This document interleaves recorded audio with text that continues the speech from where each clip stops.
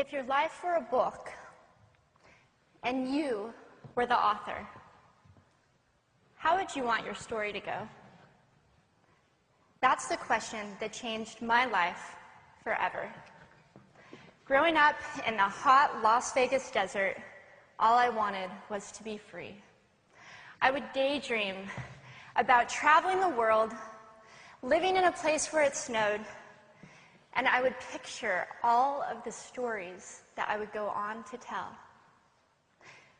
At the age of 19, the day after I graduated high school, I moved to a place where it snowed. For the first time in my life, I felt free, independent, and completely in control of my life. That is, until my life took a detour. I went home from work early one day with what I thought was the flu, and less than 24 hours later, I was in the hospital on life support with less than a 2% chance of living.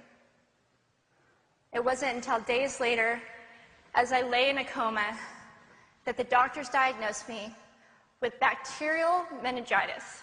Over the course of 2.5 months, I lost my spleen, my kidneys, the hearing in my left ear, and both of my legs below the knee.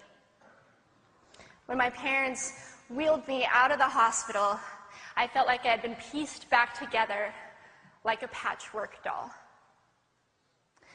I thought the worst was over until weeks later when I saw my new legs for the first time. The calves were bulky blocks of metal. I strapped on these chunky legs and I stood up.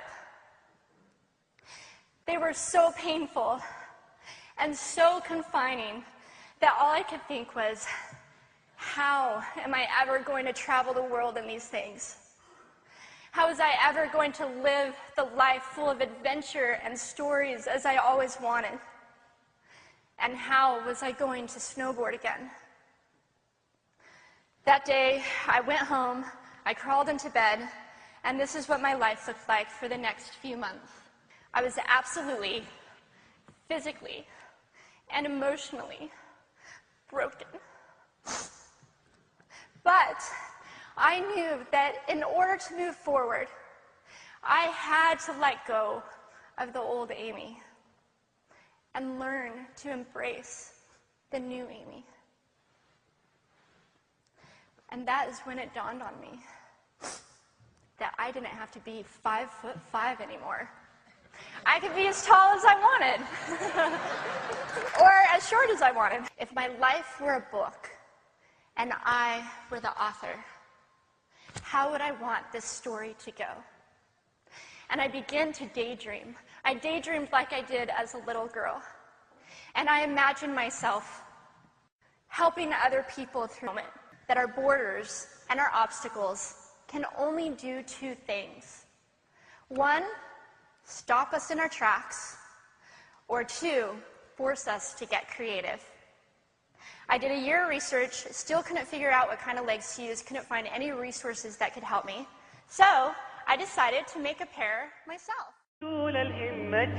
حلقي بلا جناح فخطانا إن سلكنا رحلة العمر كفاح كم لهذا الدين أطلقنا قيودا وجماح إنه الغيث إذا هبت أعاصير الرياح بل سنمضي لا نبالي هكذا الظلم يزاح واستقري في المعالي أمة الحق الصراح